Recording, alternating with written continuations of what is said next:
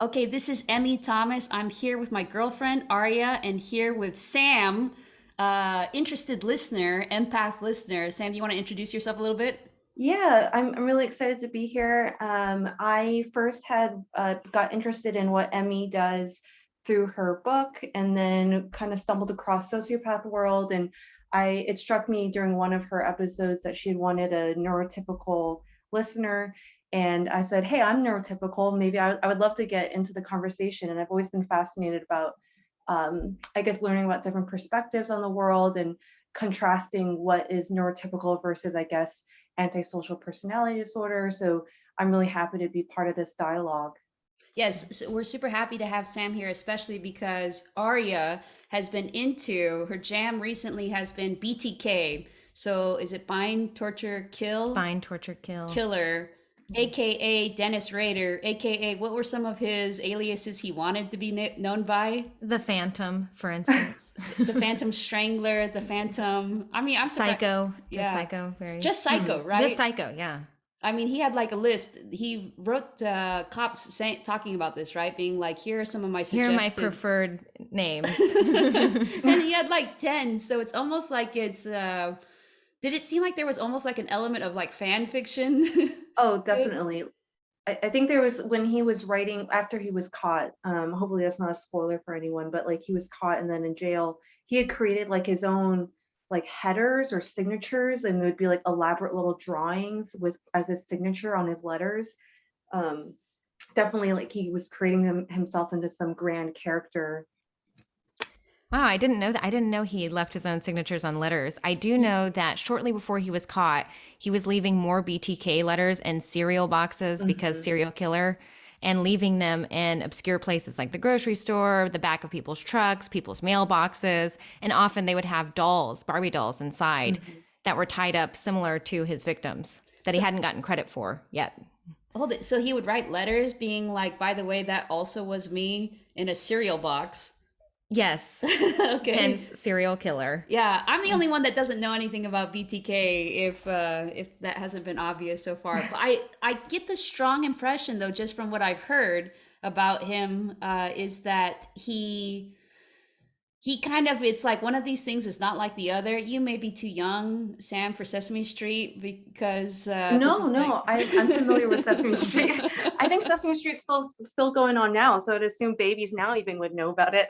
yeah, I don't know anything about your age, but I always just say that to anybody nowadays. That I like to take the position that I'm older than everybody else for some reason. But yeah, it had this one series that was like one of these things is not like the other, and there were like the screen was divided up into four, and you had to there was like the upper left, the upper right, the lower left, the lower right. And you had to kind of be like, oh, which one is not like the other? And you saw a bunch of fruits, and then you saw like a rock, and you had to know rock was the thing that's not like the other. Mhm. But I kind of get the impression with like BTK that he's a little bit like this as a serial killer. He kind of seemed to almost like pretend to be a serial killer more than something else. He's kind of like the Batman of the superhero world in which he has no powers, and so he's Mhm. just kind of like doing everything he can to kind of look like it. Does that seem like an accurate representation, Arya? It definitely seems like Dennis mostly lived in a fantasy, for the vast majority of his adult life. I would say, though, that his signatures or the things he wanted to take credit for were more, how do I say this? Not a part of the fantasy so much as his narcissistic impulses. He Mhm. couldn't handle that people were not giving credit to him for these recent deaths, right? I mean, and I also think that Dennis wanted to be kind of playful. That's kind of how he thought of himself with the police. Mhm. That's for sure, I think. But I don't think that he just lost my train of thought. Sorry. Well, do And you think so? I kind of look at a Ted Bundy, and again, I don't know that much about him, but he strikes me as being psychopathic. If he seems maybe clearly the most clear kind of psychopath character, he's like a little bit narcissist, but he also just seems like there are just certain things where, as we kind of mentioned before, he's a little bit psychopathy plus something else, equals he's like hardwired to do this. In fact, I was just telling my mom about this, about Ted Bundy and kind of the difference between BTK. And I was like, you know, Ted Bundy escaped all these many times and like went to Florida and was like, no more, you know, clean life from now on. I think you it know? took him 17 hours to murder 4 girls in a sorority. Yeah, like new beginnings, but he can't kind of help himself. You know, he's like, just, you know, and I don't know, when I say can't help himself, I don't mean that in a technical term. You know, he probably could have helped himself or who knows what, but it just seemed like very kind of difficult for him, as opposed to kind of BTK. I see him as kind of not necessarily being destined for this, and that's kind of something that's a little bit sad and I think interesting, is my impression of him. But would you say, Arya and then Sam, do you think that he's a psychopath? You know, are there aspects about him that suggest that he's a psychopath, or what would you classify him as? Just kind of totally off the cuff, this is just total guesswork. Off the cuff, I would probably say that he's a narcissist more than a psychopath. And what are some telltale signs, or why? Well, there's something about Dennis, you know, kind of taunting, not even really taunting the police, right? But he's begging for the police's attention. That kind of makes me think narcissistic, rather than Ted Bundy, who was just trying to fly under the radar all the time. Right. He never talked to the cops about anything. Never. No. Right? No, Yeah. not. I don't think until the eve of his death did he finally confess to anything. Dennis kind of couldn't stand that other people were taking credit for his work. For instance, with the Otero murders, his first murders, where he murdered an entire family, the police had 2 other persons of interest, and Dennis couldn't stand it, right? He says in this book that I've been reading about him that he would stay up all night long wondering what he should do so they know that it was him that did it, but not really Dennis Rader, but BTK. So he ends up writing this long letter detailing the murders, step by step what happened, and put this letter in a book in the library, and then sent a letter, I think, to Cake TV. That's the only place that he corresponded with. It was called Cake TV, and it's like a news station. And he says this letter from the BTK killer is in the library, and it details killing the Oteros. These people did not do it. You know, Dennis couldn't stand that other people were going to take credit for his work. As opposed to, you know, so I often kind of use this example. A lot of people think psychopath, oh, Trump is a psychopath or something, you know, and I actually think of the politicians that I know, you know, like they're much more shadow players, right? Like I think Dick Cheney is much more likely to be a psychopath than any of the recent presidents. You know, that's the type of that's the type of like positions that they would be kind of gunning for, because there's not really any enjoyment, I don't think, of being looked at, you know, Yes. as being seen or whatever. Being found out. Yes, there's more enjoyment as to kind of like the puppet master aspect of it. The fact that you feel like you have all this power, you control the strings, because when you want to make something happen, you see that it does happen. You know, you're actually able to put things in motion and do it. So I think that is more kind of like traditionally what I think of as being associated with psychopaths. So yeah, I do agree. Like if that were me killing a bunch of people, the last thing in the world that I would be doing is leaving letters in a library. Yes. To take credit for kills or whatever. I'd be like, oh good, they never put 2 and 2 Yeah, they together didn't think on it was that me. one. Great. Like why? I kind of don't get it. And that's I think the motivation for all serial killers, I think, is, you know, sometimes hard for us to grasp if we don't come from that place of feeling like a serial killer. But especially his, I'm like, I kind of don't understand. Is this for attention? Would you say, well, okay, first let's ask Sam and then we'll move on to, but remind me, the follow-up question, is there anything similar at all to Dennis Rader, BTK, and kind of these people who do the mass killings, you know, and kind of want to be famous or something? That would be an interesting follow-up. But what do you think, first, Sam, about the psychopath question? What was your... I guess what strikes me, I think I tend to agree that he didn't strike me as like a psychopath, but maybe for, I guess, I don't know. What strikes me when you two are talking about it is that basically he doesn't seem to pass the sniff test for you guys, because he basically wanted the attention. He was trying to draw attention to himself, and it almost sounds like you guys both think he didn't have enough finesse to sort of be a true psychopath, maybe compared to like maybe other serial killers or even Ted Bundy, who maybe were a little bit more sophisticated or a little bit more charming in the way that they got their victims, and kind of were, I think you had mentioned, like kind of shadow players, and Dennis Rader wasn't like that. He was definitely calling attention to himself. But um, the part that made me want to say that he was a psychopath or some type of sociopath is his ability to compartmentalize his Mm. killings. Because I feel like, if for me, and I don't know if it's just the way, like me individually, I get really, really stressed out if I have to lie about even the smallest things. And that's something where it's constantly nagging me. I wouldn't be able to compartmentalize something as minor, like a white lie. So I imagine if I were to, kill my next door neighbor, which is what he did, and then go hang out with my daughter in her tree in the treehouse afterwards, I guess I wouldn't be able to take on and off that mask of being normal and then being a killer. And that's something that he had talked about a lot. Um, and I don't think that being a narcissist, which definitely he was, but I think there has to be some other element to him, and maybe it's some type of psychopathy or sociopath tendencies.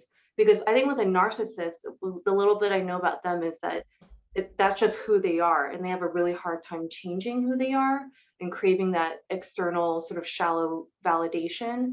Um, so yeah, maybe so. I guess as I'm talking, I do maybe think he is more of a psychopath. I'm on the other side of the fence than you guys. Yeah, I could kind of see Exactly. that now that you say this because yeah, if he was just narcissistic, like it is true, I feel like I've known narcissists before and they seem like they have less kind of self-control than Mm-hmm. he did about certain things, less kind of ability to make separations. Like they don't, it's like everything's constantly coming at them all the time and they don't really have the ability to filter or turn it off. It doesn't seem like they Mhm. don't have kind of that capacity. I think that Dennis too. I mean, touching on the narcissist versus psychopathy argument, I think that Dennis kind of felt insignificant most of his life. Right? He had a very average Midwestern life. He married a woman and had kids, and was kind of successful. I mean, he was definitely in and out of jobs, but not to his own fault. He was often just laid off. Right? So I think maybe the killing made him feel a little bit significant, which makes me sort of sad for Dennis when I think of it that way. Yeah, And it's interesting that you kind of put it that way, and we should come back later to a little bit of compartmentalization. But I do kind of feel like with him, it was a little bit like longings, unfulfilled longings, Mm-hmm. yes. played a weird role with him, and not kind of these unfulfilled longings we get with Ted Bundy, where he has the unfulfilled longing, I guess, for kind of control or ownership, but a weird sort of human connection, but one that he was entirely in control of. And you Mhm. get this too with Jeffrey Dahmer, right, where he Yeah. wanted that human connection but couldn't get it in normal sorts of ways, and so this is the way that he connects with humans. But I don't get that impression at all with Dennis, that it's like Mm-hmm. a yearning for human connection. And in some ways it makes those killers, even though they seem a little bit colder and a little bit even more distant than the rest of humanity because Mhm. of it. It makes him seem a little, I don't know, again, one of these things is not like the other type situation. I feel like for me, looking at his killings, and I mean, it was the way that he had sexual gratification. But when the little bit that I read, it seems to stem back from like mommy issues he had. Um, there was some article, I don't know how reliable it is, from Fox News talking about how his first memory was seeing his mom. Her ring got caught in like a couch spring, and so she was calling to him for help, and she had fear in her eyes. And according to Dennis, like that was, he enjoyed seeing a helpless, fearful woman. And then somehow, and I guess whatever tender age he was at, that sort of stuck with him and became his sort of sexual fetish. So I don't know, I would say that is sexual urges, that's one way to feel connected to another person, or to, I mean, for him it was masturbatory, but some sensation of connection that it was reliant on someone else. Like he couldn't get off unless he was with another person. So I think he was craving personal connection in that way. And you know, his relationship with his mom, I mean, that's kind of a weird reaction to have. Your mom's suffering, couch, stuck. Yeah, I know. I mean, even that scenario seems kind of made up to me. Like, or was she sitting on a very old couch and the couch spring was exposed? Like, I don't even know how that happens. But I haven't heard anything. And even his daughter in interviews said that she doesn't know and has not been told by him what the whole origin was of like why he did it. But he did hint at he had a grudge against his mom. So I don't know what that was, but I'm assuming some sort of dysfunctional, maybe like codependent relationship, or I don't know. You know, it's funny these mommy issues because who is the other one who like killed his mom? The real tall, Oh, awkward Ed one. Kemper. Yeah, Ed Kemper. Yeah, Yes. and was it him that suggested this, or maybe somebody else suggested, man, if he had just killed his mom first and been done with it, I rather think than I suggested that. yeah, rather than all these like substitutes, these proxies for his mom, he's essentially killing his mom every single time he kills a woman, right? And it's like, wow, he should have just killed his mom, and then maybe we'd be in like a more like a Menendez situation, and less of a serial killer situation. So yeah, that's interesting. But is there any kind of documentation that either of you know about with the mom, like what about her personality or something made that like a bad relationship? This is kind of funny to me, but I'm reading this book by Catherine Ramsland, Confessions of a Killer, the BTK story. And I kind of wanted to get your take on this, Samantha, because often in these kind of books, it's funny to see which parts hold any significance for me and which parts don't. His childhood, for instance, I felt no sympathy. In fact, I felt bored. I think I was just skipping to the next chapter, just kind of glancing at it, being like, okay, yes. I do remember the couch story, however, but I kind of skipped over the like childhood section. You know, it just doesn't keep me engaged, really.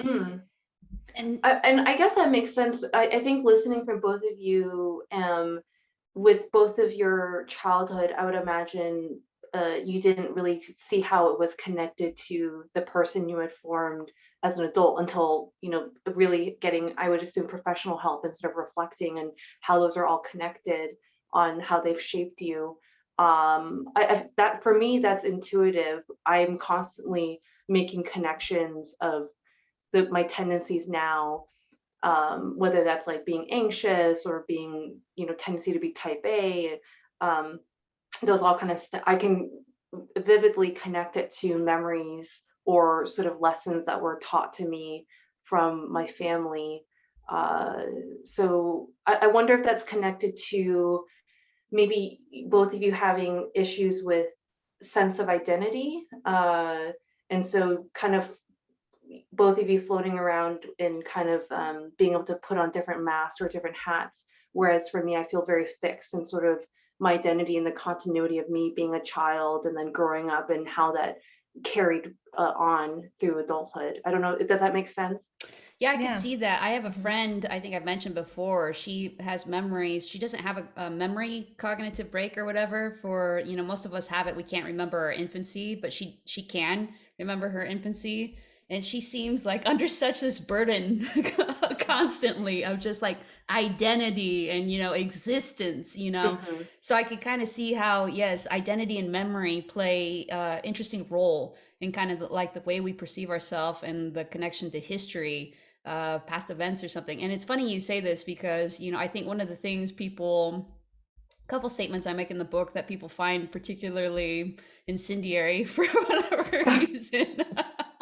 I didn't think they were going to be these. I didn't predict these. One of them is that I'm smarter than most people, and that's just like statistical, whatever standardized Mhm. tests. You know, I have nothing to do with that.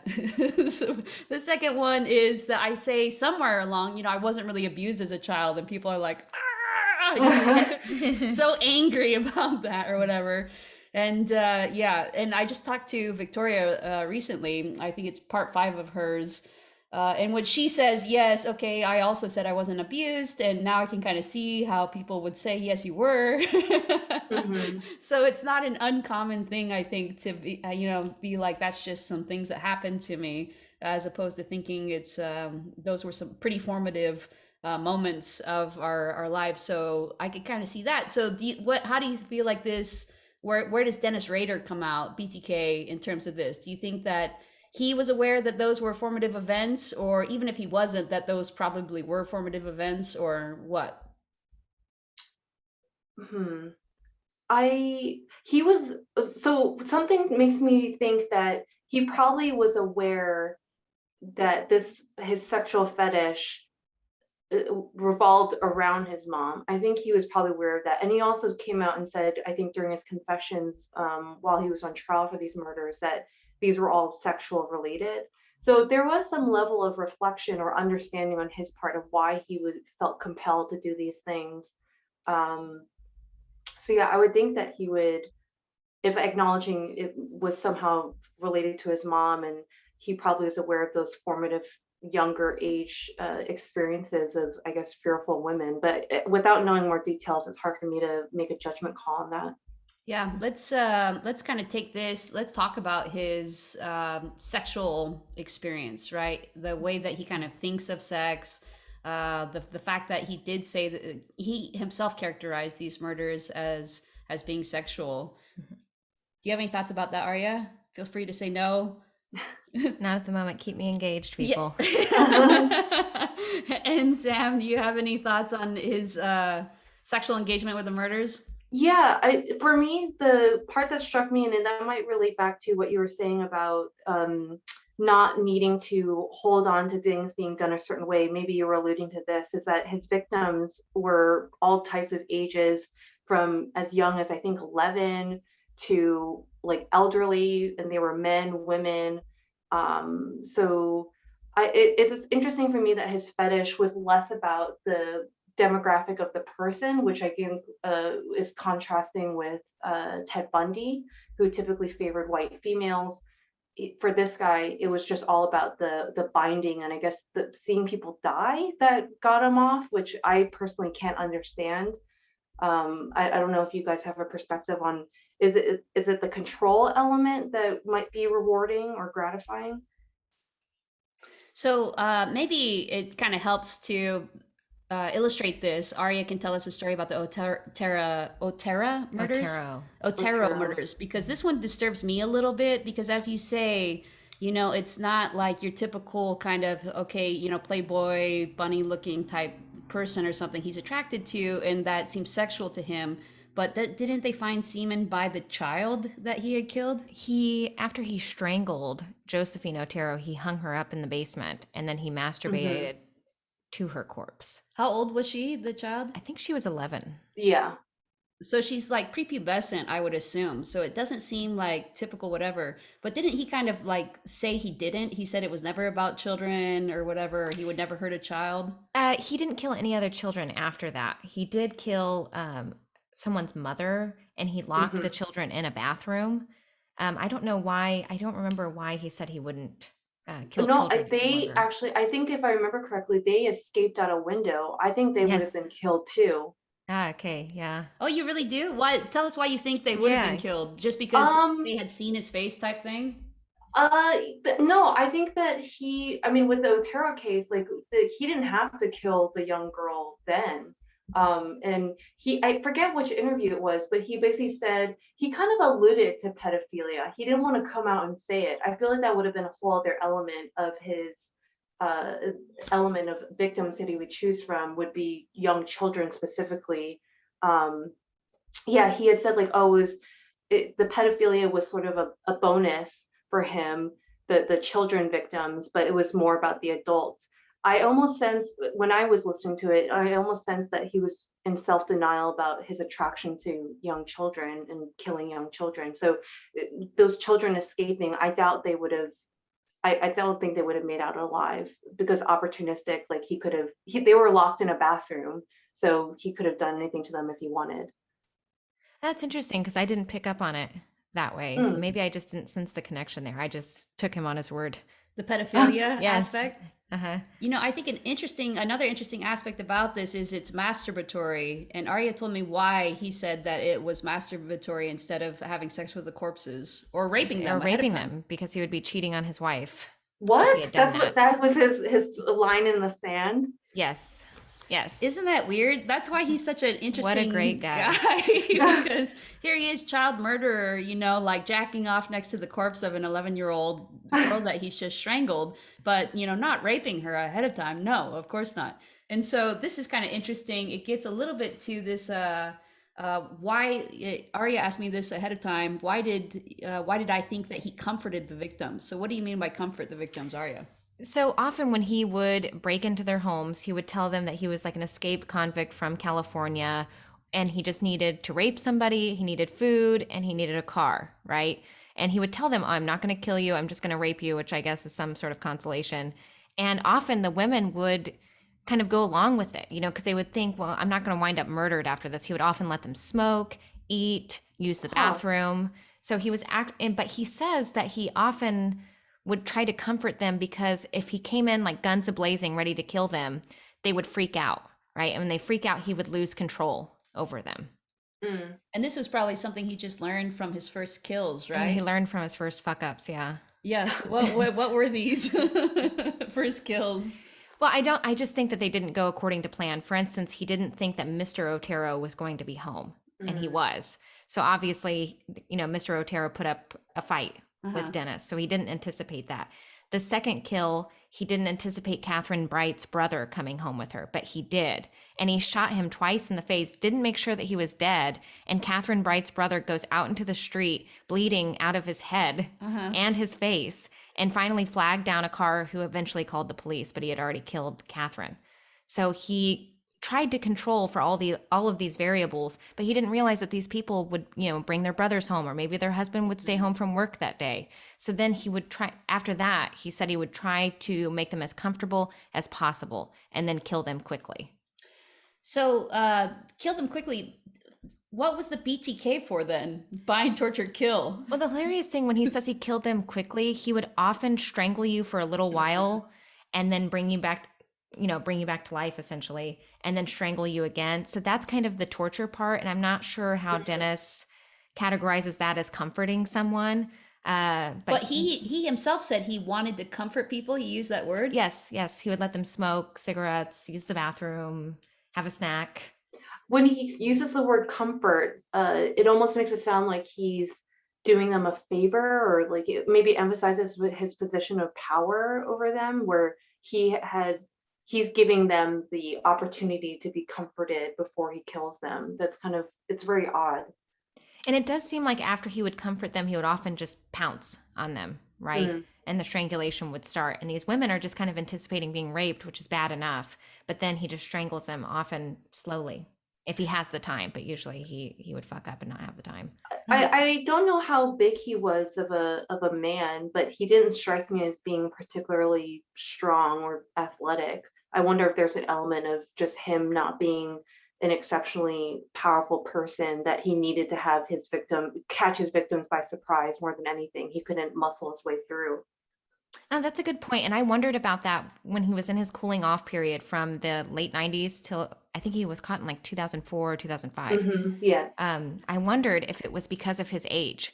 Was he starting to get to an age where he couldn't strangle people anymore, or he couldn't overpower people? Because he says when he first strangled Mrs. Otero that he didn't realize how hard it would be to strangle someone, how much strength you had to have to do it. So he started doing exercises, forearm exercises and hand exercises, so that he would be stronger and it would be easier for him to kill them later on. Yeah, he could just play like, certain string instruments. Yeah. Should have, thought about that a little bit. Or I guess rock climbing too. They have very strong hands and forearms. Strength. Yeah, that's interesting that he, so it's weird too, because he not only does he not feel bad, he's like doing these weird, weightlifting exercises. But he said he did them constantly. Strangle. Yes, he said he did them while he was driving, at the grocery store, when he walked the dog. He would just keep doing these little exercises constantly. What were the exercises like? Is it just like wringing a towel, or what was he doing? I'm not sure. He didn't elaborate on that in the book, but it is one thing that I highlighted because I thought it was hilarious. But his wife just thought he was just trying to get in better shape. Oh my God. Yeah, so sure. Yeah. The part that maybe infuriated me was watching the interviews with his daughter, and she had still a fondness for him. And she would kind of talk about her attitude was almost like, oh, I'm also a victim because the trauma of losing the father that she remembered. I mean, which is valid, but at the same time, we're talking about people who are violently murdered, 10 of them, and young children as well. I don't think that she can really claim woe is me as well. But I mean, she is collateral damage in the case. I don't know if you guys saw any of her interviews or seen any of her perspective. I actually looked at her Twitter account when I first started reading the book, and I found it to be absolutely hilarious. There was one subtweet of hers that was like, tell something to your 5-year-old self in 3 words. And she just wrote, Dad is BTK. Oh my God. She definitely was not, I was not sympathetic to her. And it boggles my mind that for both the mom and the daughter to have their dad, I don't know, just go out and do these things. And I would assume it was strangulation, that he must have come home with some type of bruises or something, because these people could have put up a fight for at least a little bit. And I feel like they must have turned a blind eye and sort of had their own self-denial about the whole situation.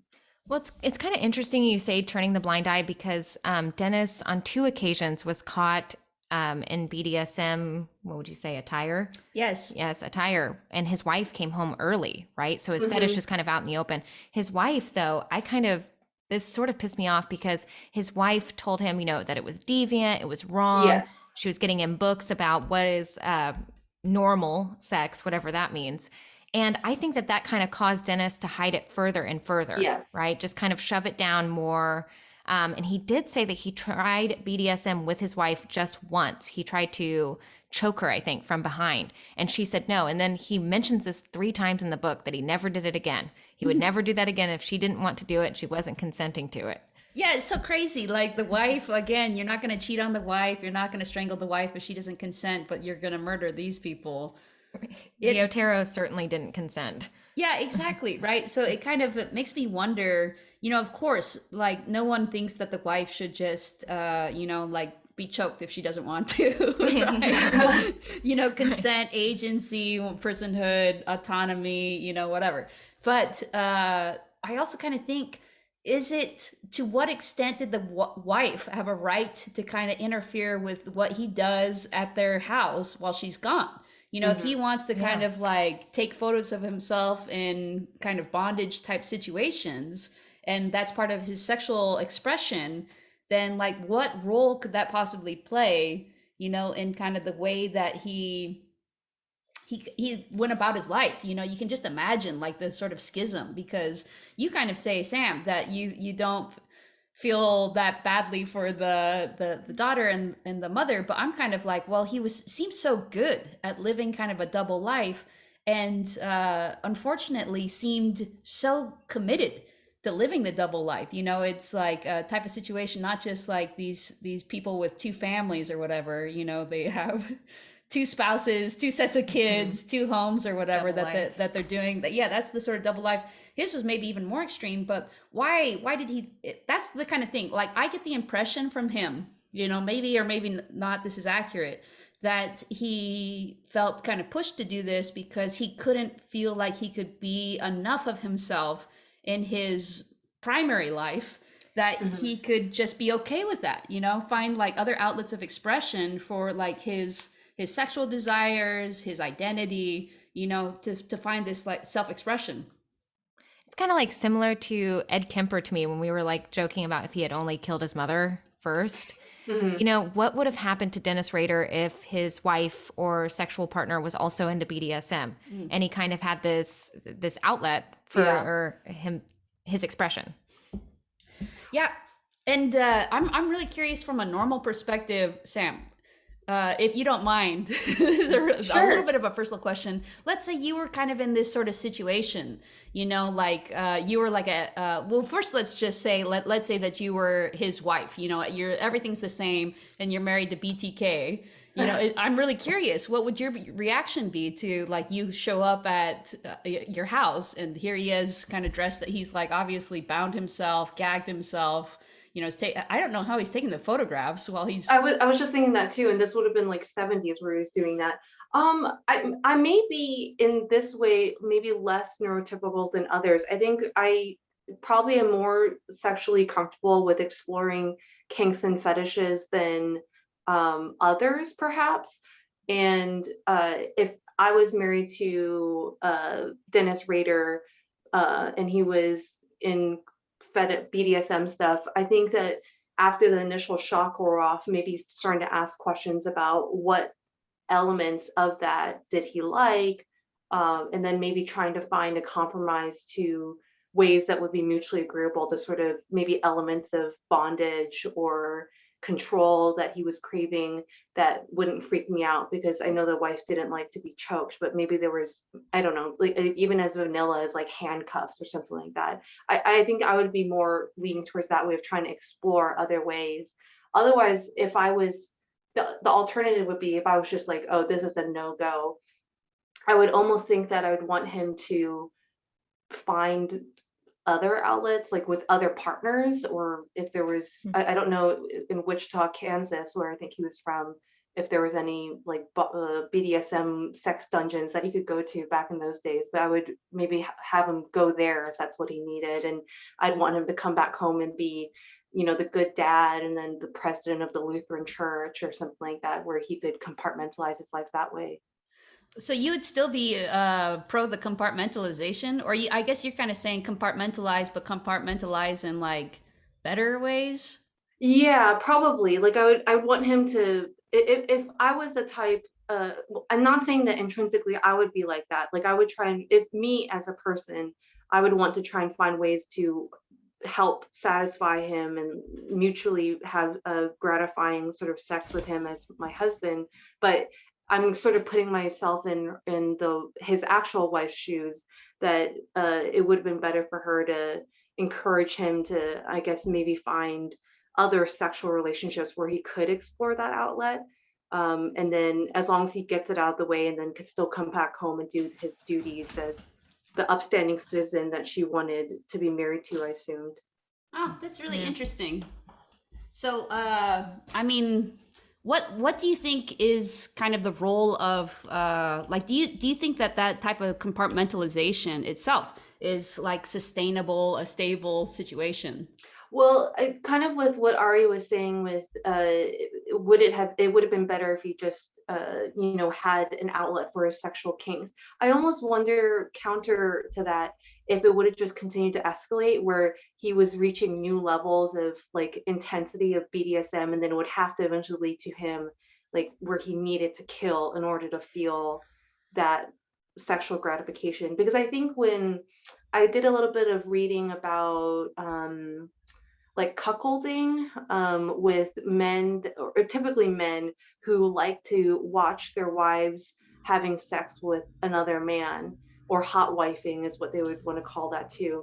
And for a lot of the women involved who maybe were going along with the fetish but weren't really themselves that turned on by it, they talked about how it became disruptive where they couldn't really even have normal sex anymore, because they would always, the man would always crave to have these cuckold situations. So I wonder if he had been given an outlet for that that bondage and stuff like that, it would again escalate, and he would inevitably, he may have been destined to kill regardless.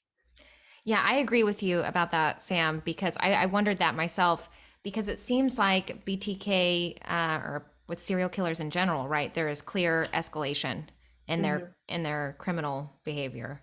So Yeah, I do think that the getting off was directly correlated to killing people eventually, you know? and also that reminds me another point I had about arguing that maybe he was some type of sociopath, psychopath, whatever you want to call it, is that sensation seeking where he craved that sexual release, and it had to be that really intense, like gruesome, watching these people die in order for him to get that. He couldn't just be satisfied with just taking pictures of himself. There was that escalation. I wonder why though. I kind of agree with you at a certain point. Yeah, it seemed like he was so, I guess, kind of, what do we say, like with drug use, when you take a lot of drugs and then you need more to get the same high. The This is like, tolerance. Yeah, yeah, your yeah, yeah. tolerance. You get Yeah. like you build up kind of a tolerance, and Yes. so you need, and especially if you are a little bit sensation novelty seeking, then I could see how normal things wouldn't be enough. But let's say you kind of, I mean, I'll tell you, my own drug history is mostly just sleep meds. Mhm. But what I used to do, they're like over the counter, like simply sleep type things. What I used to do is like go off them during the summer, because same thing, you build up a tolerance for it, and then Mhm. suddenly you're taking like twice the dosage or something. You're like, this probably isn't good. Every night when it says only take this for 2 weeks. But what I started doing instead is just like keeping myself at like half, and that's kind of been my approach to a lot of things that I think are like a tendency to get maybe out of control. They probably seem not very similar to BTKs, because they're mostly like too much, diet Dr. Pepper, too many over the counter sleep meds or whatever. But I feel like there are kind of some, let's say, windows of opportunity, windows of change, or opportunities for a different outcome, probably in Dennis Rader's life. That's kind of the thing that I think really strikes me with him, as opposed to somebody like Ted Bundy, where you're like, I'm not sure, like I really feel like if somebody had kind of intervened a little bit with Dennis Rader, and he had just gotten a little bit of therapy about the mom issue. Yeah, he talks about this in the book too. How there were several turning points in his life in which he knew he needed therapy, but he also knew that talking to a therapist about his sexual fetishes was so taboo that he thought he would just be in trouble for having them. At this point, he hadn't committed any murders that we know of, but he was worried, that people would judge him, shame him, or worse, that he would get locked up somewhere for good for having these fetishes. And what he says are crazy thoughts.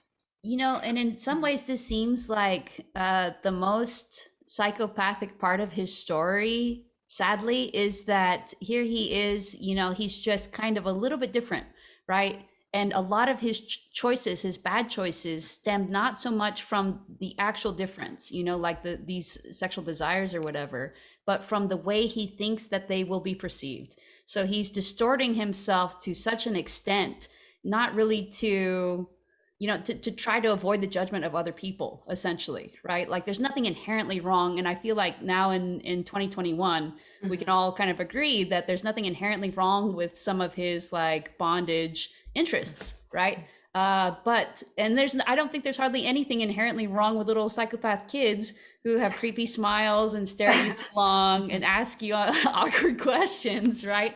But if everybody reacts with disgust to them, then they learn that there's something wrong with them. They learn that there's something at least that's unappealing to people, and that they should be hiding that sort of stuff. And I think in kind of this hiding is where a lot of the problems with Dennis Rader unfortunately happen. So I'm kind of like more with him than with other situations. I just think that there is a, like there really was an opportunity for this not to happen. Number one. Number two, that can he be blamed that much? I guess that's kind of true with some of these other serial killers too. You're like, to what Right. extent did they have actual volition, such that they were like freely choosing this lifestyle? With we multiple times we have contrasted him with Ted Bundy, and sort of how Ted Bundy seemed to be unavoidable or kind of out of his control. But if I remember correctly, was his? I feel like there were interviews hinting that he probably did have a traumatic childhood, but because of his own delusion and sort of narcissism, he would never really talk about it. He emphasized he had a really normal childhood, but I would sense that's really not true. And then I think people talk about how he had one girlfriend that dumped him, and that had really scarred him and sort of made him determined after that. And people point to that breakup as being formative in him becoming a serial killer. Do you guys know more about that? Yeah, I actually do. It's funny that you mentioned this because my friend and I were just talking about this the other night. So he dates this girl, and I think that her dad was maybe in politics. Was that the idea or something? He was Yeah, wealthy. some well-connected, Well, yeah, yeah. wealthy, yeah. Yeah, and she sort of rebuffed him, but only in this way that's like, I'm not going to marry you. You know, we can date and have fun or whatever, but you're kind of not marriage material. So I think that Ted goes to maybe law school at that point in time. He goes to law school, yeah. Yes. Yes, he goes to law school. He becomes better connected. And then she actually is like, "Hey Ted, I want to give this another shot." Hmm. He's like, "Yeah, sure. Okay, great." And she really wants him, you know, this is going to be great, and he just ghosts her immediately. Yes, yeah.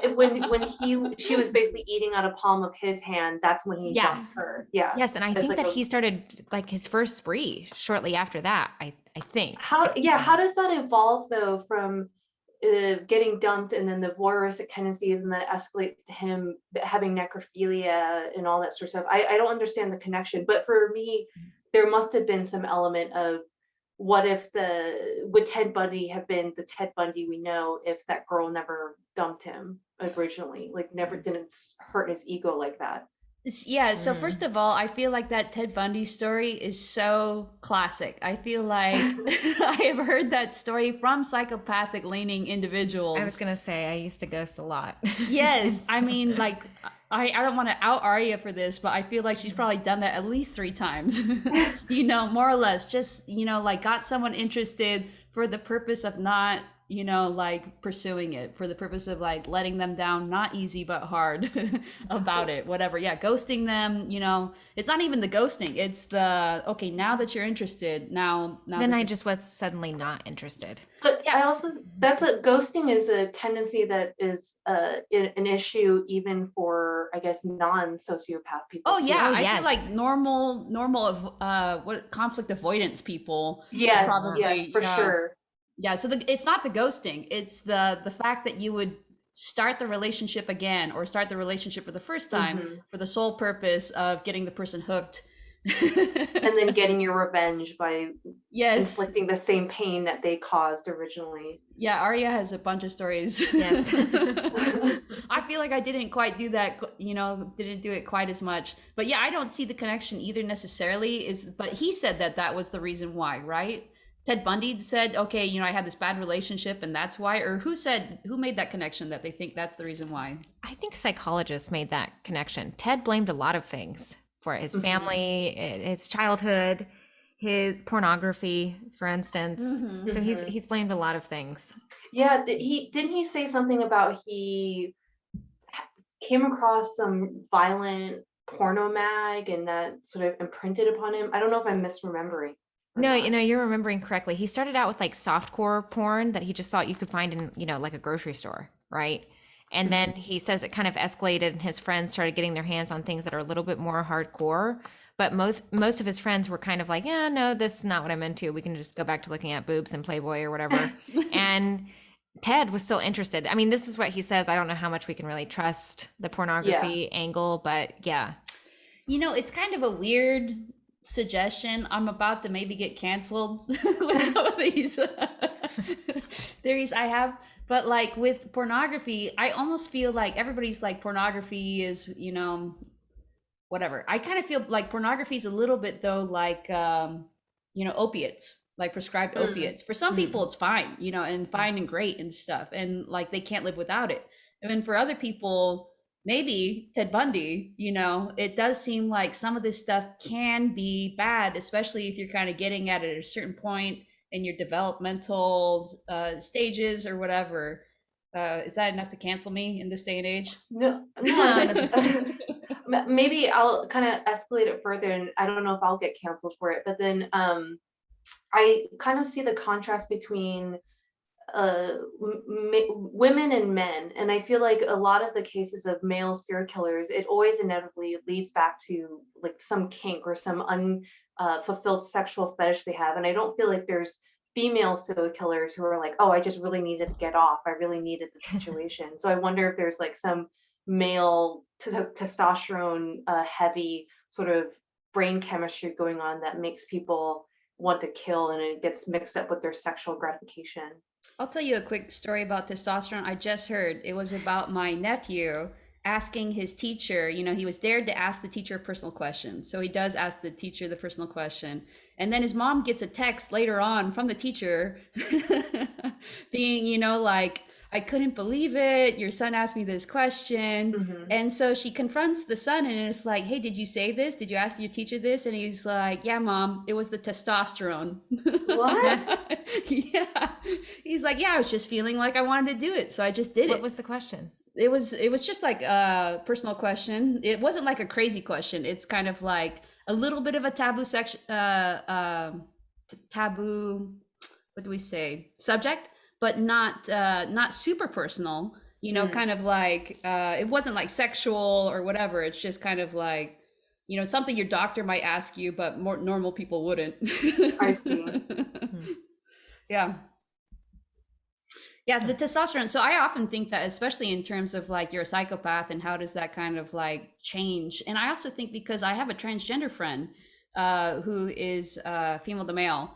And, I read this about Chaz Bono. Chaz Bono said that he started having bad, or just like different types of relationship issues during his transition because, he used to be able to talk to his wife or girlfriend, whoever it was at the time, and girl talk or whatever for hours or something. Then after he started getting the testosterone, he couldn't. Like she'd be talking and he'd be like, I can't keep talking about this, I can't gossip, I can't girl talk anymore. And I thought that was so interesting. And I could see this too with my friend who transitioned, that we just talk about completely different things now. It's just surprising. And some of it I'm sure is, embracing different interests, presenting a different way, but it also kind of doesn't explain how quickly it started right after, the hormone treatment. Kind of going back to the sexual fetish stuff, what always kind of came to my mind is the Japanese, I don't know if I want to call him, he was a Japanese cannibal. I don't know if you guys are familiar with him. I think he was maybe active in the 70s. He, I think initially had his first victim when he was studying abroad in France or something like that. And he had killed the girl that he was studying with. And during interviews of after he was sort of discovered, he had equated it to the consumption of a person was the pinnacle of sort of the sexual experience for him. So the same way if we think about penetrative sex, or if we talk about French kissing, that person is in your body or you kind of are consuming them, he was just taking it to the next level. Obviously disturbing, but I don't know, that I guess there is, if you think about it, like a maybe finer line between violence and sex and sort of possession than I would have thought. Yeah. Arya. I understand what you're saying. Yeah, Samantha. she does. And I'll tell you like a quick little story that kind of led into like a 6-month exploration for Arya mostly, but it involved me. So when we first like made out, like she, she's like a little baby sociopath at the time or something. And so it was like having like this whatever exotic pet, like a black mamba or something, just kind of sometimes behaved in ways where I'm like, all right, I can see where this is coming from. Yeah. And so one of these things was like, and it was, so she bit my lip, right? And then it like bled a little bit and she's like, I can taste your blood. And I was like, maybe that's yours. We don't know. And then like after that, because we didn't live in the same place, so we would have to travel to each other to see each other. But like in between the next time we saw each other, she kept mentioning the blood thing, right? And I was like, okay, well, if this blood thing is gonna be an issue or a thing, then let's do this safe, right? So I have a relative with diabetes, so I was like, I know how these little Lancets work. Oh yeah. So we got Lancets and like a bunch of alcohol swabs, and then when she would keep losing them, I made her like a little kit. I was like, please keep your kit with you because I don't want to do this just with a knife or something, right? And so she would lose the kit, and so I would keep just buying. I mean, my Amazon Prime history from that time period is like I suddenly must have gotten diabetes so bad, and then this is like a little bit of a kind of disgusting story, but you know how people always tell these stories of like something that was bad, you always saw it as being bad, but then there was an instance where it turned out to be good. Mm. Yeah. You ever hear these stories, Sam? I can vaguely relate, but I haven't heard any explicit stories about that. Like you're short and you're a short person. It's always been bad that you're short, and then there's some accident or something that happens where you would have gotten your head cut off, except for the fact you're short. You know, like these type of stories. Sure. So I've always, you know, menstruated so heavily and been like, this is, you know, terrible or whatever. Except, you know, and this is like way too much information probably for certain certain viewers, but like I use a menstrual cup too because I'm like, you know, the environment or whatever. Right. And so like during this time period though, it was so great to menstruate so heavily because I would just collect like little jars of blood rather than Right. like my fingers were just getting shredded from these lancets. So now you when you were menstruating, your fingertips could get a break from it finally. Yes, I would keep the stuff in the fridge. You know, it was like great. It's not too far off. I know that there's out there probably vampire fan fiction, and definitely probably period sex was involved in some of these stories, I'm sure. Yes, yeah. Yeah. So it is a kind of interesting, but like imagine if for some reason I was like, no, to Arya about this whole blood thing or whatever. I'm not saying she would be a serial killer, but I think it's kind of like interesting, you know, was I into the blood thing? No, you know. Not like I was actively against it or something. I was glad that she was into it, you know, and I was like happy to have her explore, but I think part of it came from a belief that I have that self-expression is so key to, you know, our humanity. You know, like if we are denied of our ability to self-express certain parts of ourselves, that it is like poison to our soul, you know, that it's like a very bad thing. And so maybe this is a good time to read the Ed poem. So this is a poem I've been thinking about as Arya's been telling me all about BTK. So the poem's called Ed, and it's Lewis Simpson.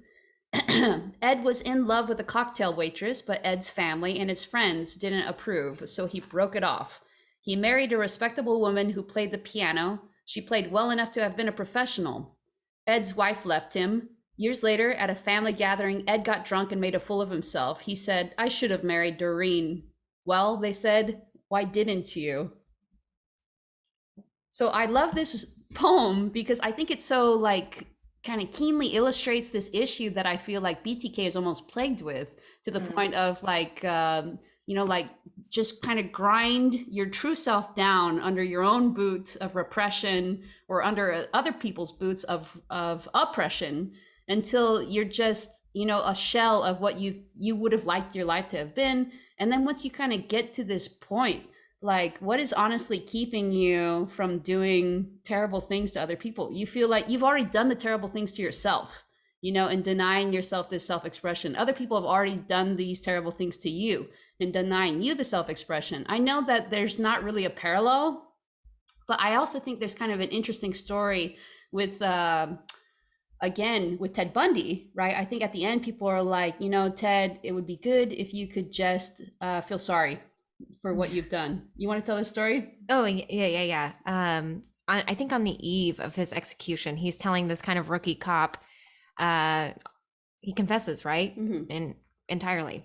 And the cop is like, you know, people would just love it if you did feel bad, if you would say that you were sorry, right? And then he was like, you know, I've been given the gift of not being able to feel bad. You know, it's enviable for most people. He was like, and I don't feel bad. Yeah. But then he also went on to say, right, about the Mormons and stuff. Oh, yes. That the people, you know, there were like thousands of people outside of the prison the night that Bundy was executed. And he was like, these people want me to die. These people want anyone associated with me to die. You know, there was a Mormon congregation or ward that kind of rallied around Ted when he got his first kidnapping charge, you know, because they just didn't believe that he could do such a thing. And I think the charges were dropped against him eventually, too. Well, they were totally sketchy, right? You said that it was totally sketchy. What were the cops doing? The cops were like pointing Ted out in a lineup for this girl, the would-be. Oh yeah, there was definitely like a lynch mob type of mentality, like where he definitely had done it. Yes, they totally believe that he did it. I mean, cops anyways. but they were showing the victim pictures of Ted and then telling her, that's the guy that did it. Say that's the guy that did it. And on 3 different occasions, she did not pick Ted out of a lineup. So then I think during the trial too, she admitted that she didn't know if Ted had done it. So then the charges were dropped. Nevertheless, these people, this kind of like lynch mob that you're talking about, came after this Mormon ward that he was a part of because they believed that he was innocent. And then the charges were dropped against him. So it was like, well, okay, guess he is innocent. Yeah. And people getting so angry at Ted's girlfriends and, anybody else that had anything to do with Ted or whatever, like they should also be dead. And Ted was essentially like, all these people are saying, hey, feel badly for having killed these people, but you're still actively calling for the death and Yes, murder. and his mother. Yeah, it definitely seems hypocritical. Yeah. And for me, I almost would be more, I respect him more for sticking to his guns and saying, I just don't feel sorry for it. I always feel suspicious of the remorseful killers who say like, oh, I wish I didn't do it. And then have their crocodile tears and say, if I could turn back time. Those are the people that I actually feel maybe more resentment towards, where what's been done has been done. Don't try and act now remorseful about it, especially in these cases of just deliberate planned killings. It'd be a different story if we're talking about like accidental deaths or something, but for people who are planning and devoting so much time the premeditation stuff, like even with the young guy now who had shot those kids at the high school in Florida, he had sort of some spiel, some lackluster story or speech during his sentencing that he was sorry and he can barely live with himself, which I feel I could see right through is not sincere. That's how you felt? That's how I felt. That's how I felt. Is that cruel of me or? No, I just think it's weird. Not weird in a bad way, just unusual. Like for me, I'm kind of like, okay, he's going to be in prison, I think, for the rest of his life. So who cares how he feels about it? The only situation I would maybe try to care about the veracity of somebody's claims about feeling badly about something they did is like a parole hearing. Because like, well, are they going to go out and do it again? Whatever it was, the thing that got him into the prison in the first place. I don't feel like they're needs to be right. Well, and I think maybe it's the same type of logic of at this point, how you feel now doesn't matter. So don't try and soften or try and make people sympathetic to you by putting on an act. Well, it is kind of weird, but I agree with you that this is something that people do, but I think that the reason why they do that is because there is so much pressure, just like that rookie cop, pressuring Ted Bundy. Hey, people really want to hear you say you're sorry and you wish that you had done it differently. An apology would be irrelevant at that point because it wouldn't bring back the victims. Yes, and inaccurate, like yes, he would be deceiving them. It's probably something with maybe an old school sort of traditional way to think about rectifying a wrong, where we were taught as kids. It's very juvenile to say like, well, if you just said sorry, it would make it feel better, or it would make me feel better. I think that would work maybe for a more emotional type of conversations where someone's feelings were just hurt, where you would start to feel better if you knew that the person who hurt you sort of understood where you're coming from. But in the case where it's black and white, life and death, that's irrelevant at that point. Yeah, I don't really have like good theories about this, but I'll tell you kind of something similar. I have a relative who makes his kids a hug after they've been in a fight. Okay, now give each other a hug, right? And I always am like, is this a good thing, like a really good thing or a really bad thing, or kind of I would assume that it's a bad thing. Like if you're forcing kids to sort of feel like they still have to touch someone else if their feelings are not better yet, if they've not recovered from it. Like forcing connection. Yes. On the flip though, they do say things like if you smile, like if you perform the physical acts of something, it often is easier to get to the internal state of being there. You will be happier if you smile. So, and it does seem like it works. That's kind of the weird thing is they're like, okay, yep, we're fine again. Well, I think that probably more for interviews that I've seen of sociopaths where they learn to, and you guys can correct me, if you sort of learn to smile at the right times to sort of make people feel more comfortable, or like there's sort of a motive behind the smile. It's not something intrinsically or innately that you feel. Is that accurate? Often, Yeah. obviously we smile and laugh at funny and charming things too. That naturally that kind of tickle you, but also how to smile strategically as well. Yeah, exactly. But It's like true. normal people, like if you started smiling, I mean, that is at least the research, isn't it? Is if Well, somebody, and that's kind of the point that I had, is that this is something that I'm just discovering now. I just made a new acquaintance, and she is not a naturally very warm or fuzzy person. And I actually felt relieved that I could just kind of talk to her, and I didn't feel like I had to match her energy, because I think for me, I may come off well, people probably think I'm bubbly now, or that I'm kind of a curious, inquisitive, kind of good conversationalist, but really inside, I'm much more introverted. And I think I would naturally be a little bit more flat. So to meet this person, and I didn't have to worry about acting particularly interested in one thing she might have said, or needing to smile politely, because I didn't have to worry or invest so much mental effort into that. I actually felt like I was more present in the conversation and actually being able to enjoy myself more. So that could be a counterpoint to, oh, if you just smile more, you'll feel happier naturally. yeah, I don't I don't know if it's a counterpoint. I think they probably work together, but I think it really illustrates well like my working theory about Dennis Rader, which is that he didn't have those enough of those types of outlets. Like he didn't Mhm. have enough of those types of opportunities in which he could just be, kind of like Without putting relaxed. on an act or suppressing. Mhm. Yeah, I guess, and like the Eds of the world, and I also think though the lesson of the poem and maybe of Dennis Rader is that even like you can't change what other people do. Like if other people want to try to shame you for your whatever your ish, sexual ish, whatever your ish is, your psychopath ish, you can't really change them because they're going to do what they're going to do, right? If people want to cancel you for your thoughts on pornography, or that you're using Lancets instead of for diabetes, for other things, right?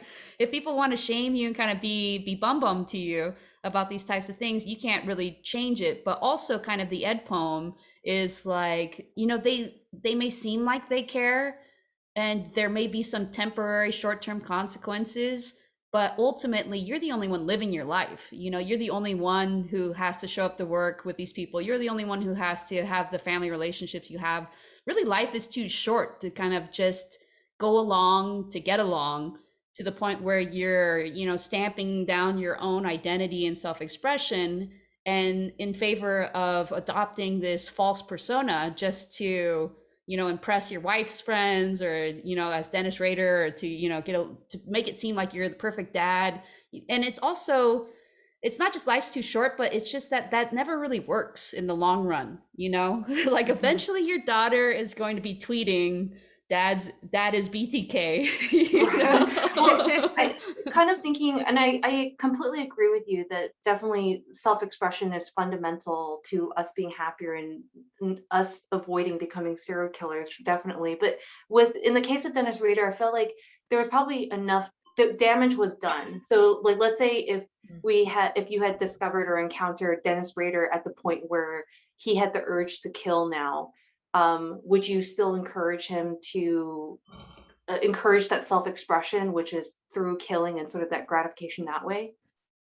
So this is kind of good question. Yeah, the damage is done, but like at what point? I guess the real thing is there's probably, and this kind of gets to my belief that we live in a world of more possibilities than we kind of think. Like we often shorthand to like the die was cast, like the people kind of get in this type of situation where they're like, now that I don't really have the same choices that I did before. So one thing that is common a little bit more, I think, in the psychopath experience, I talked with, again, Victoria about this in the last Zoom, is that for us, it's more like every morning we wake up and all the decisions need to be decided again. like, am I still going to be with Arya? Am I still going to be in this profession? Am I still going to do this today? This, the plans that I had. And so there is more of a universe of possibilities. It's more of a, what do we say? It's not a scarcity mentality. It's more of an abundance mentality, in which the way I kind of described it to people before is, if you can like just make 5 stock trades that could make you a billionaire in a year, like if that's kind of a possible thing to do, that you could just do that, then money's not really scarce, and if you could just make a few choices and be a celebrity, a TikTok celebrity, then like celebrity's not scarce. And if you could, et cetera, et cetera, et cetera. So all these things that we think are so hard to accomplish, I think they're often not as hard as it may seem, right? Somebody did them, right? And kind of like what one man can do, another man can do. So I guess I am kind of more of a mindset, even though I have shorthanded just for the sake of brevity, certain things like, okay, Ted Bundy was going to be the way he was going to be. I honestly do think, yeah, you could have intervened early enough in whatever was happening that he wouldn't. Right. And I do think, so you have, somebody who's kind of like Dennis Rader. What if he did, as you say, go to, some sex clubs and that was enough? I really do think that that could have been enough.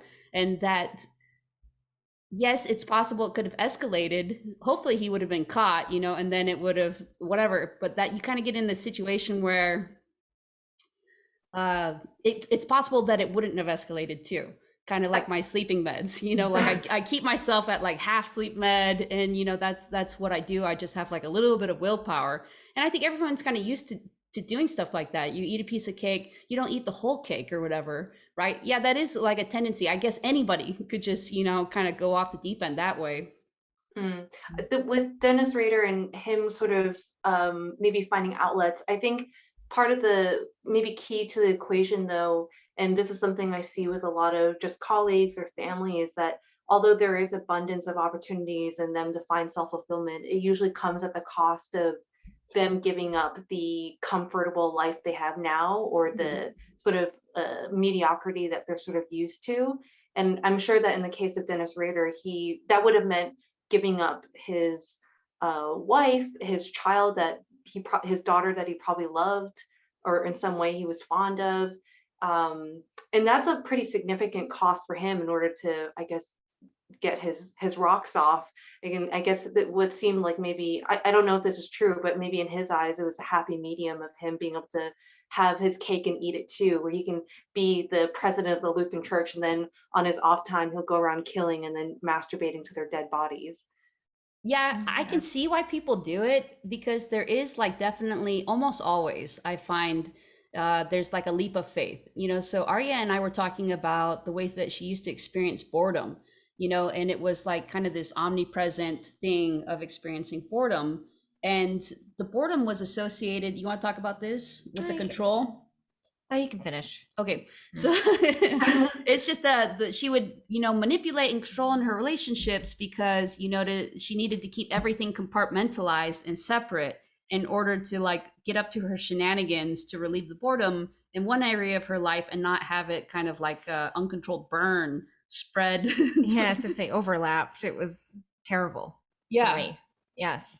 So she never wanted to integrate, or what she used to say, blend. When we were first together, she's like, I'm bad at blending. I don't want to blend. I think I said explicitly, I don't blend. Yeah, I don't blend.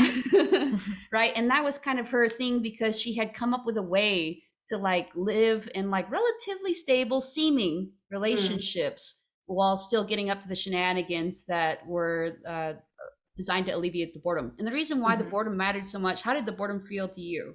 Good? Terrible. It's the worst thing that can happen to me, for sure. I mean, it definitely felt like kind of like an illness, gnawing at me all the time. And I felt constantly like I was trying to run away from it, so I'd be like, I'm spending this amount of time with my true crime friend, then I'm spending this amount of time with my music friend, then I'm going to go see girlfriend number 1, then I'm going to go see girlfriend number 2, then I'm going to come home to girlfriend number 3 who I live with, and it's all normal again. Yeah. Yes. And So all kind of this way. yes, and it's not to like hurt anybody. And No, it was actually to kind of like protect them from each other. Because if they had to blend and find out that I was kind of lying and deceiving, they hated each other, they hated me. It was just all terrible. yeah. So I can kind of see why people do it. It's like the same with the two families or whatever. You want You need that level of stimulation that I guess the uh, rules of normal society wouldn't allow you to do. yeah, or stimulation, whatever it is that you kind of feel is impossible. And that's why I say, it's the scarcity mindset, I think, that really hurts people. Because I have like gone from people have, like people when the book came out, they were like, oh, career suicide or whatever. And yeah, it was, because that career has not again opened up to me, but like other opportunities have opened up to me where my life is actually like, demonstrably better. I don't have a single friend who pities me, even though at first it was like they all did. And in fact, they're all like super jealous, I would say. Yeah, I agree. Of my lifestyle. Yes. And it's because like, yes, there is this leap of faith. And I actually say this to people who are interested in like a career in law too, because I deal with them often, that's my field, is I say, they're like, hey, should I go to law school? And I say, well, if you go to law school, there is like a very, most people who are lawyers don't like being lawyers. That's actually like statistically true.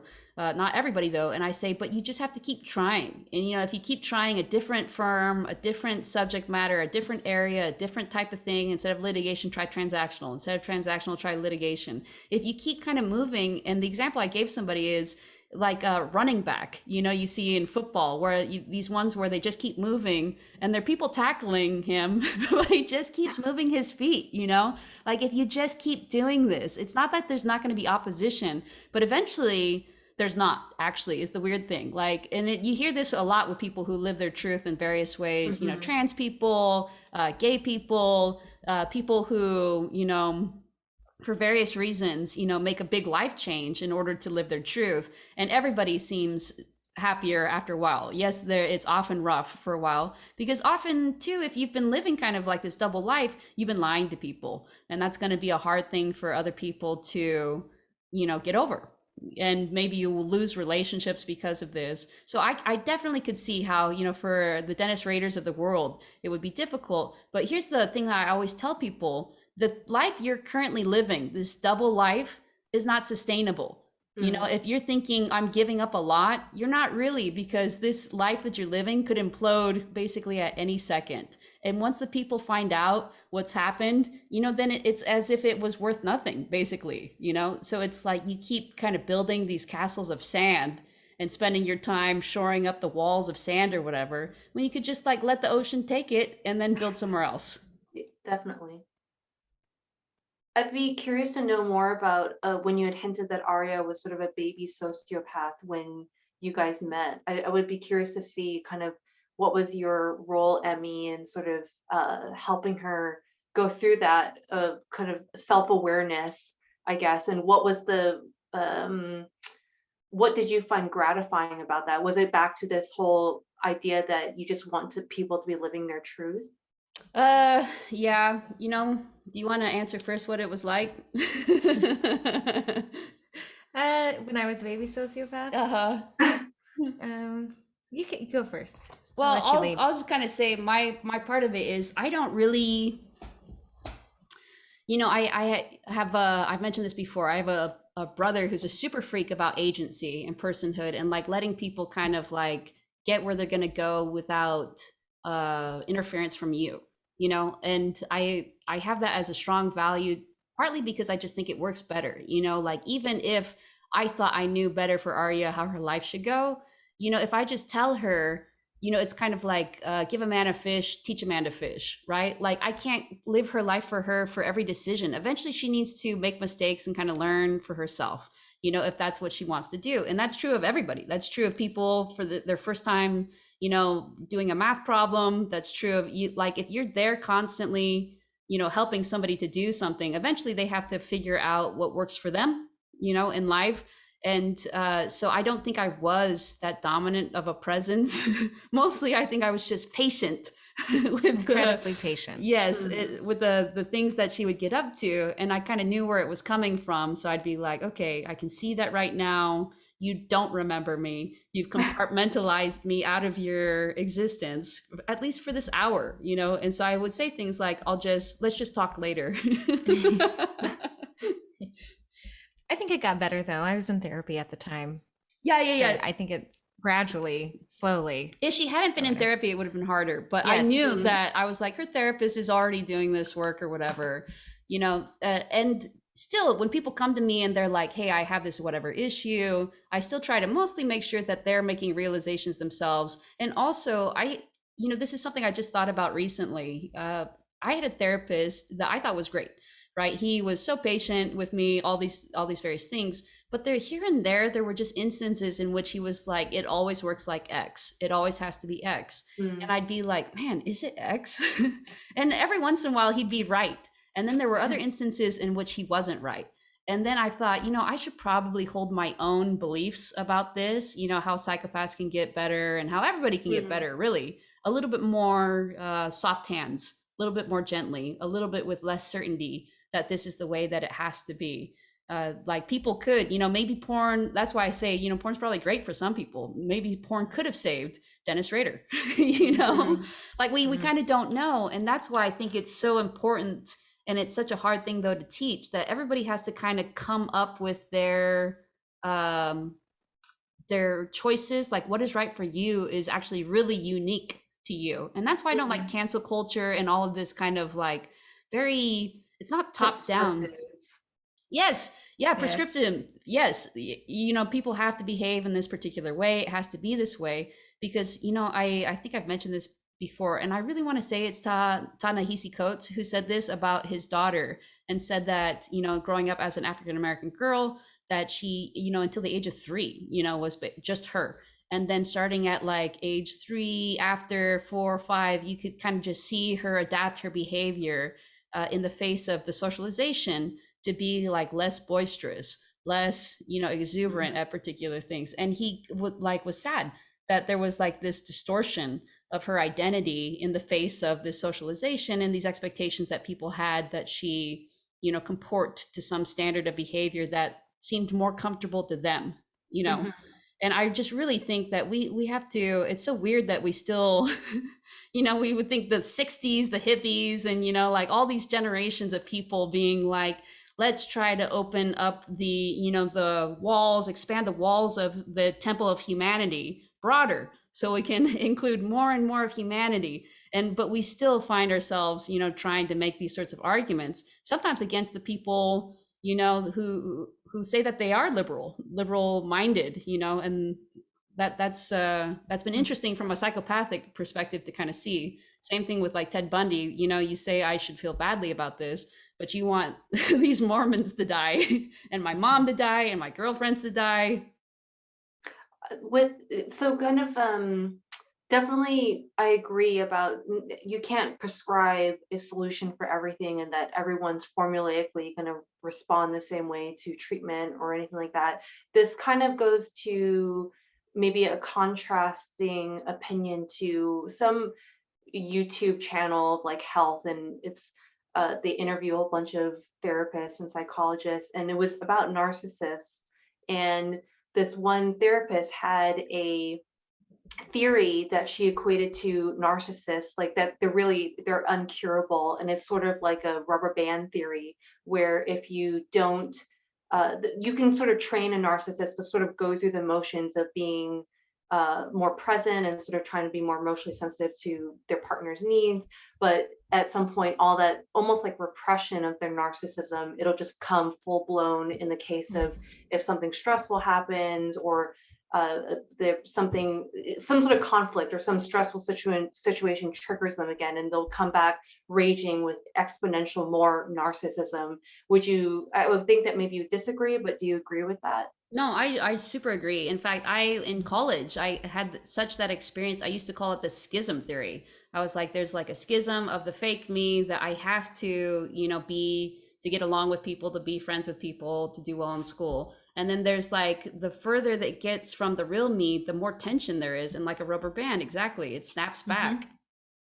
So, but then that kind of goes counter to the point of you saying that sociopaths or just anything that could be treatable.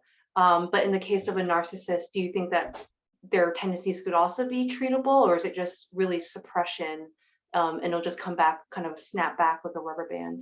Yeah, so that's why I'm not pro suppression or repression basically at all. I think there Mm. has to be, you know, like A release valve, and then maybe trying to find therapy while still expressing their tendencies, or yes, and it's something that's going to be definitely a process. So Arya just sent me this Nat Geo thing about a particular breed of penguins, and they go through what's called a catastrophic molting, which means from when they're baby penguins to adult penguins, they have baby penguins, they don't swim. So they have to have, they're out in the air all the time. They have particular feathers that are best for air insulation, right? And then they need that slick waterproof feathers for when they start to swim, so that when they go through that, you know, replacing the downy feathers with the waterproof feathers, they lose every single feather and they get it replaced. And the Nat Geo is like an Instagram post. You can look it up. It's very interesting. Mhm. It talks about how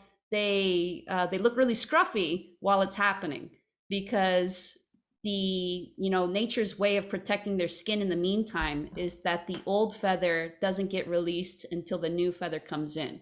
Mm. So the old feather, so you can see them, you know, they're like patchy. They have some old feathers, they have some new feathers, and it just seems like really, you know, like chaotic. That's why it's catastrophic molting, I think is what it's called. Right. So I think this is kind of like the approach, is that there are certain things. Really good example, I think, with me is I feel like I've mentioned this before, but it illustrates this question you have well, that I feel like I've always been a truth seeker, you know, ever since I was little. And when I was little, it manifested itself in ways that people really didn't approve of, like asking people personal questions, like my nephew, you know, and they were like, no, it's wrong to ask personal questions and stuff. Or adults didn't know the answer, or, you know, they thought that I was being invasive or Mhm. nosy. So that all these kind of negative reactions to people, where I was like, okay, this is part of the part of me, you know, that people don't like and that I have to hide. So I need to hide, I need to distort this truth seeker part of me. But it's not, right? You know, it's probably, it's obvious to me as an adult it's not. But the child part of me was like, yeah, this is something that I can't really express without people kind of judging me, rejecting me, you know, being repulsed by me. But this is like what I really think is mostly happening with people with personality disorders. I think for the most part, it's stuff like that. It's not like I'm Mm. saying, yeah, of course Dennis Rader can kill people because that's how he truly feels. But I don't think that's how he probably truly feels. And so there's also this issue of faith, of being Mhm. like, we can trust the internal, you know, we can trust that there's self-expression for every aspect of the people's identity that can still fit a normal functioning society. Like, we need to expand the tent of humanity Mm. such that everybody can find meaningful means of self-expression for all of their impulses. And I think that we can, I guess. You know, I'd be really curious to have somebody, you know, prove me wrong or whatever. But I think in the meantime, that's my working theory, at least. Hmm. Yeah, with that, I can tell that Arya is getting distracted. Sorry, It everyone. got too No, theoretical. no problem. You know, luckily I ate brain food for me, which was pizza right before. So I've been able to keep up with you, Sam, but we appreciate you being on. This is about as Yes, it's long as been our fun. attention span can go. Do you have any like final thoughts? Feel free to say no. No, I think this is great, and you guys have been really thoughtful conversationalists. Well, thank you. Yeah, And likewise. we hope to have you on again. Maybe it will be about a different serial killer. But for Yeah, now, definitely. I'd be happy to be on. I love talking about serial killers, and I don't usually have an outlet to talk about it with people. Ah, see, just perfect. what we were Yes. talking about, you know? Yeah, some people are, why would you want to talk about serial killers? Well, why not? You know, Yeah, let people enjoy their ish, guys. yeah. Run the gamut of as violent as you want with these serial killers, and pedophilia is not off limits for me either. I'm fascinated. Okay, awesome. Good. Sounds good. All right, we hope to Thanks, talk to you Sam. soon. Thank you. Have a good one.